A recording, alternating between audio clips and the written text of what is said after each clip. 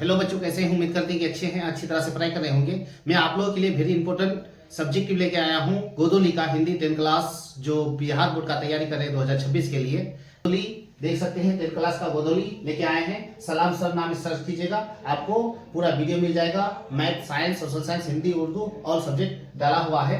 और पहला चैप्टर का नाम है, देख सकते हैं, पहला चैप्टर का नाम है, पहला चैप्टर श्रम विभाजन और जाति प्रथा। कौन लिखा है? भीमराव अंबेडकर लिखा है। और ये क्या है? निबंध है। अब इस निबंध में जितने पॉइंट इंपॉर्टेंट है, सभी इंपॉर्टेंट पॉइंट को लिखा गया है।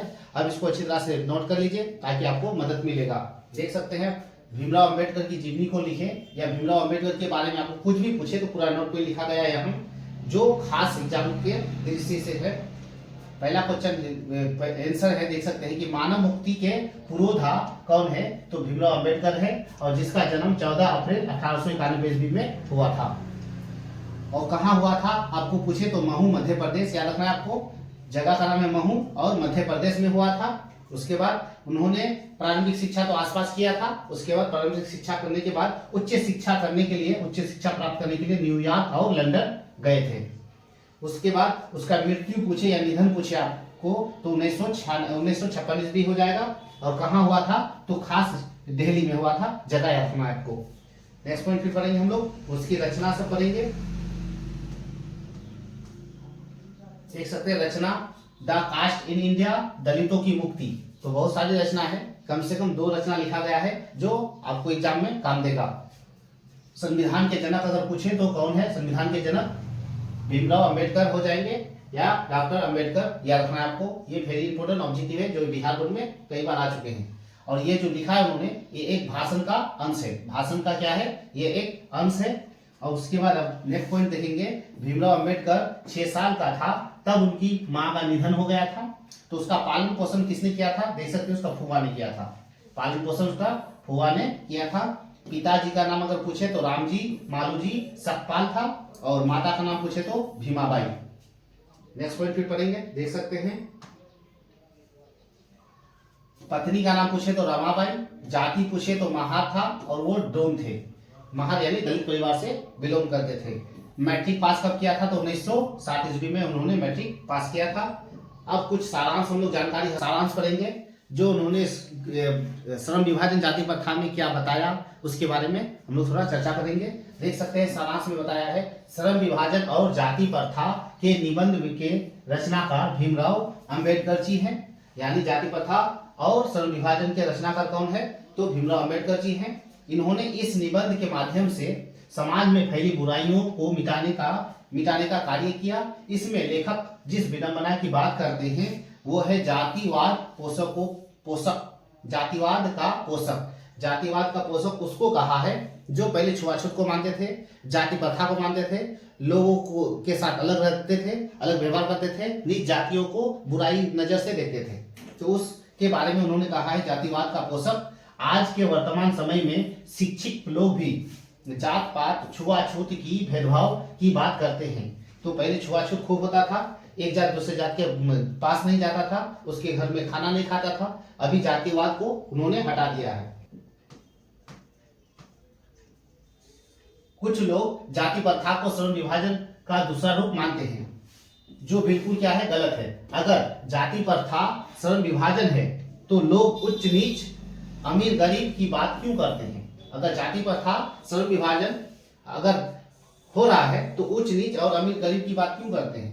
ये बिल्कुल गलत है। मानव का जिस जाति में जन्म होता था पहले, वो अपने ही माता पिता के पेशे के अनुसार कार्य करता था। पहले जब जाति में छुआछूत को मानते थे, जिस परिवार में जो बच्चा पैदा होता था उसका पिता अगर जो भी काम करता था, जो भी पेशा था, तो वही काम करना पड़ता था उस बच्चा को, और दूसरा काम वो नहीं कर पाता था। क्योंकि पहले छुआछूत होता था, उसको दूसरा काम करने का अधिकार नहीं प्राप्त था, दूसरा काम कर नहीं पाता था। चाहे वो दूसरा काम में रुचि हो या ना हो, उसी काम को उसको करना पड़ता था। ये छुआछूत की बात था, इसलिए दूसरा काम वो नहीं कर पाता था। तो उसके अनुसार चाहे उसमें उसे रुचि हो या ना हो, वो हमेशा के लिए उसी पेशे में बांध दिया जाता था। जाति प्रथा एक सामाजिक बुराई है जो उसको भीमराव अंबेडकर ने उसको खत्म कर दिया। तो ये इसका सारांश था। इस सारांश को अच्छी तरह से नोट कर लीजिए। अब हम लोग क्वेश्चन की ओर देखेंगे। क्वेश्चन में क्या लिखा हुआ है देख सकते हैं। लेखक अंबेडकर किस विडंबना की बात करता है? तो जवाब है आधुनिक युग में, अभी जो चल रहा है आधुनिक युग में, जातिवाद का पोषक होना और इनके पोषकों की कमी नहीं होना, इस तरह की प्रथा को बढ़ावा देना लेखक के विचार से विडंबना माना गया है। इस युग में भी जो छुआछूत जाति प्रथा को मानता है उस व्यक्ति को लेखक ने क्या माना है? विडंबना माना है।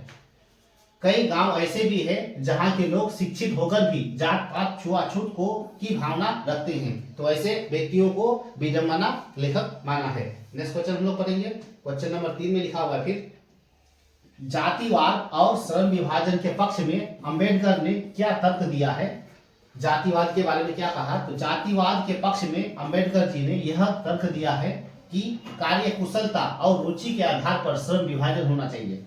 यानी कि जिसका जो परिवार में जो बच्चा जन्म लिया है और वो पेशा को नहीं करना चाहता है, दूसरा काम को करना चाहता है, दूसरा रुचि है, तो वो दूसरे रुचि को करने का हक देना चाहिए, दूसरा काम उसको करने का मौका देना चाहिए। वही काम, जरूरी नहीं कि वही काम करेगा वो बच्चा। जिस परिवार में उन्होंने जन्म लिया, माना कि अगर लोहार का बेटा है तो लोहार का काम नहीं करेगा, अगर रुचि है उसका शिक्षित बनने का, टीचर बनने का, तो वो शिक्षक बनेगा, टीचर का काम करेगा। तो ये बढ़ावा देना चाहिए अम्बेडकर के हिसाब से। क्वेश्चन नंबर 4 में लिखा हुआ है, बाबा साहेब भीमराव अम्बेडकर की दृष्टि में आदर्श समाज कैसा होगा? तो उन्होंने जवाब दिया है, देख सकते हैं, डॉक्टर भीमराव अम्बेडकर की दृष्टि में आदर्श समाज स्वतंत्रता होना चाहिए, सबको आजादी मिलना चाहिए, क्षमता के हिसाब से काम मिलना चाहिए और बंधुत्व होना चाहिए, मेल मिलाप, आपस में भाईचारा होना चाहिए, उसके आधार पर होना चाहिए। नेक्स्ट क्वेश्चन है, क्वेश्चन नंबर 5 में लिखा हुआ देख सकते हैं, जाति प्रथा भारत में बेरोजगारी का एक प्रमुख और प्रत्यक्ष कारण कैसे बन गया है?